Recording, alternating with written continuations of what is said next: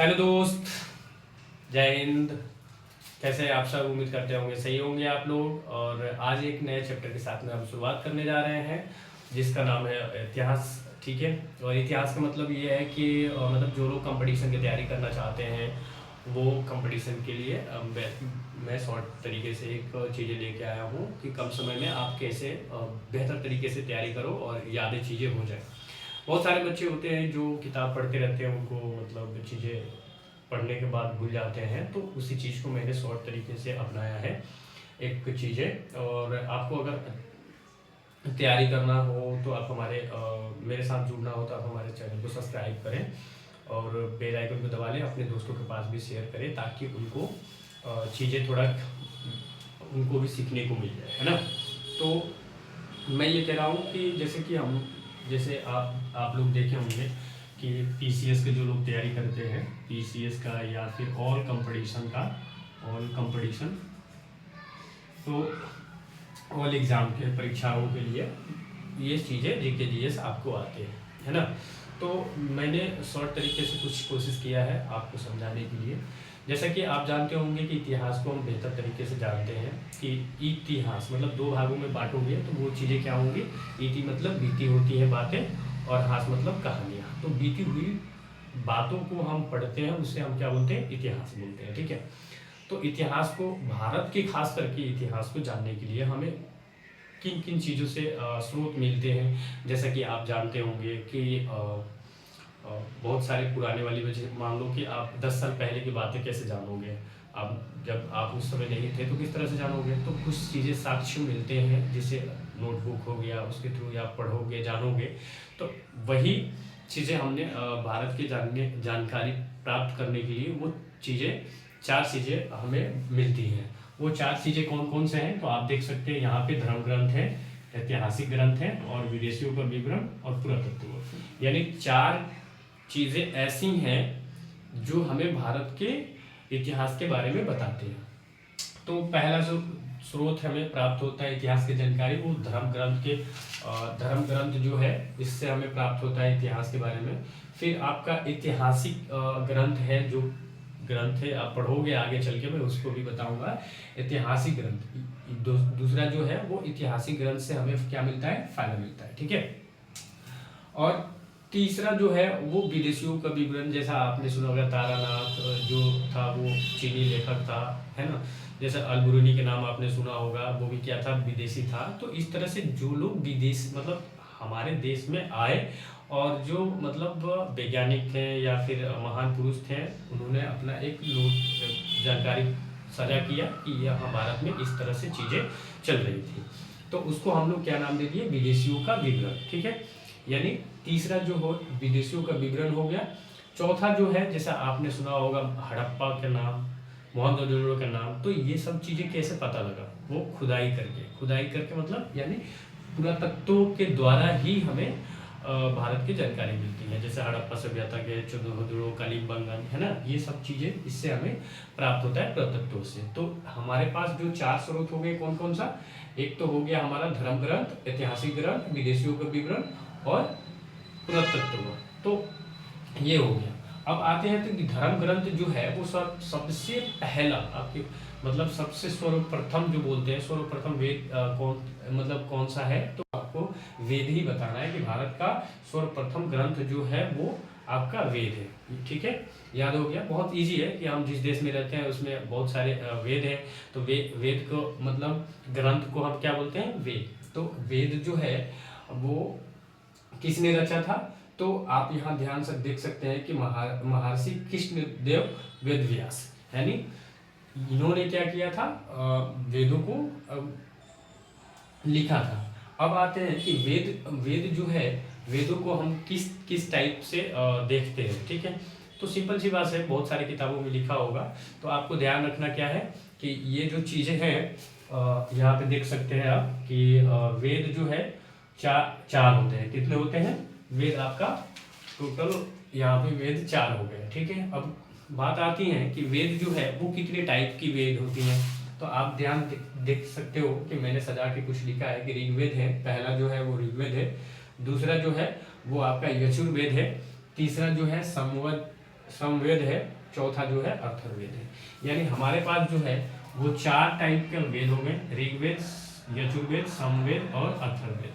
अब बात आती है कि इन चारों वेदों को हम क्या बोलते हैं। तो चारों वेदों पे सीधी सीधी इससे सवाल से आपको जोड़ लिया जाएगा कि वेदों को क्या बोलते हैं, यानी क्या कहते हैं। तो आपको वेदों को क्या कहना है, संहिता बोलते हैं हम लोग, है ना, जिसे वेदों को हम लोग क्या बोलते हैं, संहिता। तो आप ये ध्यान से रख सकते हैं कि वेदों को हम क्या बोलते हैं, संहिता। ठीक है। अब बात आता है कि हमें 4 वेद जो पढ़ने हैं, तो 4 वेद में कौन कौन सा था, यजुर्वेद है, ऋग्वेद है, अथर्ववेद है, सामवेद है। ठीक है। अब हमने देख लिया क्या कि शॉर्ट तरीके से कि अब यहाँ पे हमने बना लिया कि वेद जो है वो 4 टाइप के हैं। तो पहला वेद हम ऋग्वेद पढ़ते हैं, पहला जो है वो सबसे पहला ऋग्वेद ही होता है। तो हमें ध्यान उतना चीज़ें किताबी भाषा नहीं पढ़ना है ना दोस्त, ऐसे चीज़ें पढ़ना है जिससे हमें फ़ायदा मिले, है ना। तो देख सकते हो आप कि ऋग्वेद जो है वो आपका, इसमें आपको ध्यान देने वाला चीज़ें हैं जो है वो मंडल है। अब सीधे सीधे पूछे जाएंगे कि ऋग्वेद में कितने मंडल हैं, तो आपको ध्यान में रखना क्या है, 10 मंडल हैं और 1028 जो है वो आपका सूक्त है और 10,462 जो है वो ऋचाएँ है। आपको ध्यान रखना है 10 मंडल, 1028 सूक्त है और 10,462 ऋचाएँ हैं। अब देखो ऋचाएँ जो है, ऋचाएँ को मतलब पढ़ने वालों को हम क्या कहते हैं, ये भी आपसे सवाल पूछा जाएगा। तो नोट पॉइंट में आप ध्यान रखोगे कि ऋचाओं के पढ़ने वालों को हम क्या बोलते हैं, होत्र बोलते हैं। यहाँ पे आप देख सकते हो हमने लिख रखा है कि होत्र बोलते हैं। ठीक है। ध्यान में आप चीजें आपको रखोगे कि टोटल ऋग्वेद में मंडल कितने हैं, 10, सूक्त कितने हैं 1028 और ऋचाएँ कितने हैं 462, यानी 10,462। ऋचाएँ को पढ़ने वालों को हम क्या बोलते हैं, होत्र बोलते हैं। अब आते हैं बात कि जो ऋग्वेद है, ऋग्वेद के रचयिता कौन सा है। तो आप यहाँ देख सकते हैं कि विश्वामित्र द्वारा क्या है, ऋग्वेद का रचयिता हो गया, है ना। अब इन्हीं के रचयिते में मतलब बहुत सारी चीजें लिखे हुए हैं। तो ऋग्वेद के तीसरे मंडल में आपको ध्यान रखना है, ये बहुत क्वेश्चन में आपको ऑब्जेक्टिव में पूछता है। तो आप देख सकते हैं कि तीसरे मंडल में क्या है, सूर्य देवता की समर्पित, यानी किसकी, सावित्री को समर्पित है। ठीक है। तो सीधी सीधी आपसे ये क्वेश्चन चीजें पूछ लिया जाएगा कि किस मंडल में आपके गायत्री मंत्र का उल्लेख किया गया है। तो आप देख सकते हो कि तीसरे सावित्री का, यानी सूर्य देवता की सावित्री को समर्पित तीसरे मंडल में हो गया। ठीक है। और इस तरह से ये हमने देख लिया कि ऋग्वेद में जो नोट पॉइंट थे वो हमने एग्जर्व कर लिया। और अब चीजें ऐसे हैं कि बात आती है कि एक और चीज़ें इसी में पूछता है कि जैसा 8वें मंडल, ये तो तीसरे मंडल हो गया था। अब 8वें मंडल में यहाँ लिख सकते हैं कि 8वें मंडल में ऋचाओं को क्या बोलते हैं, खील बोलते हैं। 8वें मंडल में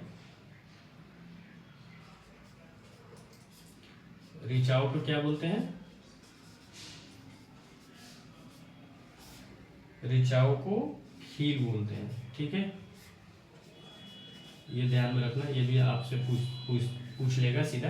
तो एक तो हो गया तीसरा में किसका उल्लेख है, तीसरे में आपका सूर्य देवता सावित्री का उल्लेख है। 8वें मंडल में ऋचाओं को क्या बोलते हैं हम लोग, खील बोलते हैं ना। और इसमें खास चीजें यही है जो आपको ध्यान रखना है ऋचाओं में। अब बात आते हैं कि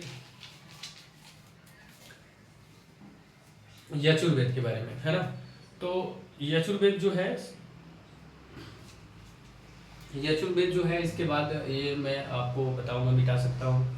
तो आपको ध्यान में आएंगे कि नहीं आएंगे। तो मैं क्या करता हूँ कि थोड़ा तब तक आप देखते रहे। अब मैं 2 मिनट एक मिटाने वाला व्यवस्था करता हूँ।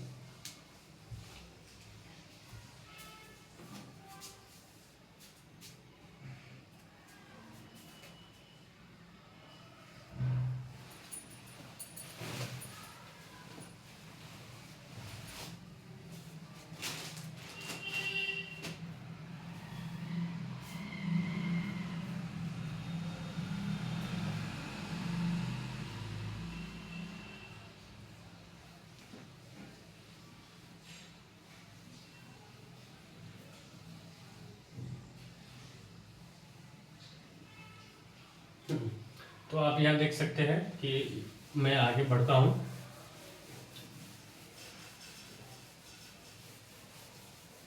अब आता है यजुर्वेद। तो यजुर्वेद जो है ऋग्वेद के बाद आया। तो इसी तरह आप ध्यान दे सकते हो। एक सेकेंड।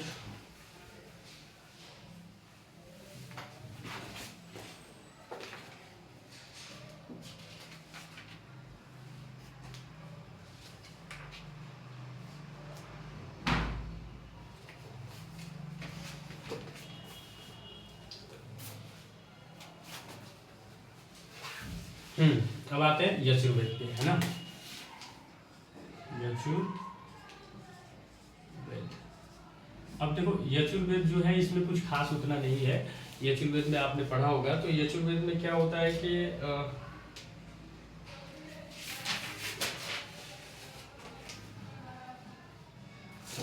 इसमें खास बात है ये कि यजुर्वेद में एक चीज आपसे बनता है। ऋग्वेद के बाद जो आता है वो इस पद को हम क्या बोलते हैं, यजुर्वेद जो है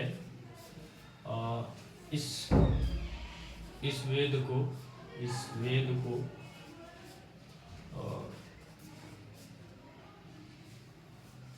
गद और पद दोनों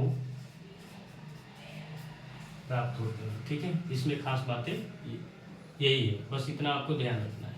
क्या है कि यजुर्वेद में गद और पद दोनों मिलते हैं। ठीक है, यही सीधी किस डायरेक्ट क्वेश्चन आपसे पूछे जा सकते हैं कि किस ग्रंथ में आपको दोनों गद और पद का उल्लेख किया गया है। तो आपको ध्यान में सिर्फ रखना है कि गद और पद जो है वो यजुर्वेद में प्राप्त होते हैं। ठीक है, और इसमें खास दूसरा नहीं है। अब तीसरा आता है एक समवेद। अब समवेद में क्या है कि इसमें वीणा बजाते हुए आप सुने होंगे। समवेद में समवेद का मतलब क्या होता है वो चीज़ें मैं डिस्कस कर लूँगा बाद में। जैसे कि आप अभी फिलहाल समझ सकते हैं कि समवेद को हम लोग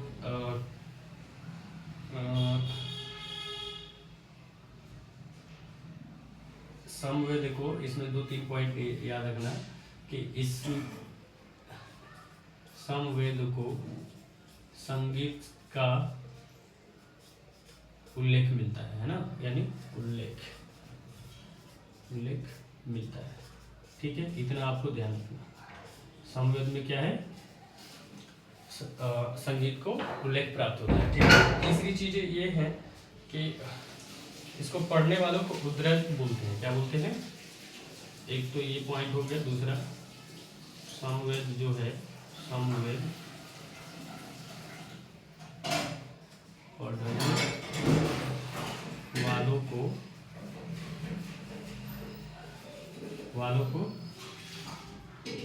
उदात्तु बोलते हैं। क्या बोलते हैं, उदात्तु कहते हैं। ये बस इतना पॉइंट आपको ध्यान रखना है। ठीक है, ये मैंने सिंपल चीज़ें आपको शेयर कर दिया कि 4 वेद हैं, अथर्ववेद है और यजुर्वेद है, एक और आपका समवेद। तो आपने देखा होगा कि उसमें मंडलें थी, कितनी 10 मंडलें थी और 1028 सूक्त था और 10,462 तो आपका ऋचाएँ थी। तो उसमें खास यही था। और ऋग्वेद के रचयिता कौन थे आपको अभी जस्ट मैंने बताया है। और आप इस तरह से इसको याद रख सकते हैं कि यजुर्वेद जो है, यजुर्वेद गद और पद दोनों में प्राप्त होते हैं। बस सिंपल सी एक चीज़ें आपको याद रखना है। इसके बाद आता है समवेद। समवेद को हम बोलते हैं संगीत के, पहली बार इसमें क्या हुआ था, संगीत के साक्ष्य मिले हुए थे हमें, है ना। और इसको पढ़ने को हमें क्या बोलते हैं, उदत्तु बोलते हैं। ठीक है, एक और आपका वेद है जिसका नाम है अथर्ववेद। सिंपल सी भाषा है, अथर्ववेद।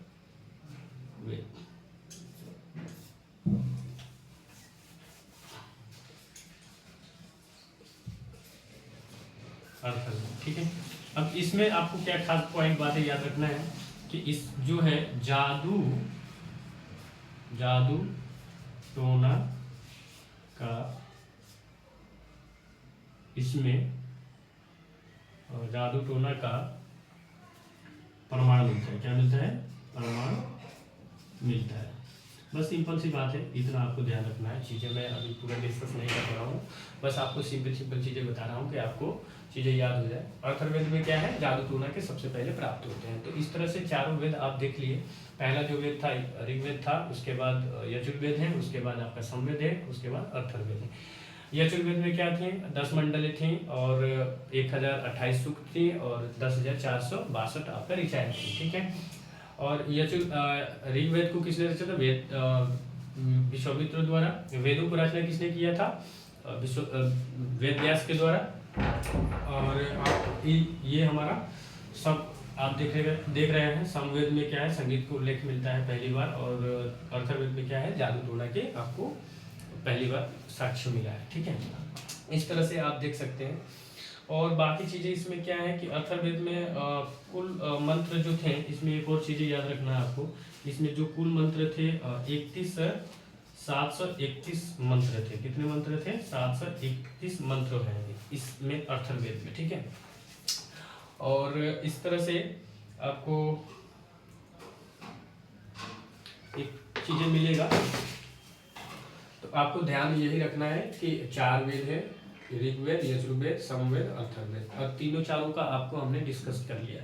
सिंपल चीज़ें मैं आपको अभी फिलहाल बता रहा हूँ, और इसको आप अच्छे से चाहते हैं तो फिलहाल अभी पेपर है नज़दीक में, इसलिए मैं कुछ ज़्यादा नहीं डिस्कस कर रहा हूँ, क्योंकि आपको ज़्यादा से कम समय में ज़्यादा बेहतर तैयारी आपको GK से मैं करा दूँ। और मिलते हैं नेक्स्ट वीडियो में आपसे, तब तक के लिए जय हिंद। और आप अपना तैयारी करें, तैयारी करते रहें। आई होप आप लोग तैयारी करते होंगे। जय हिंद।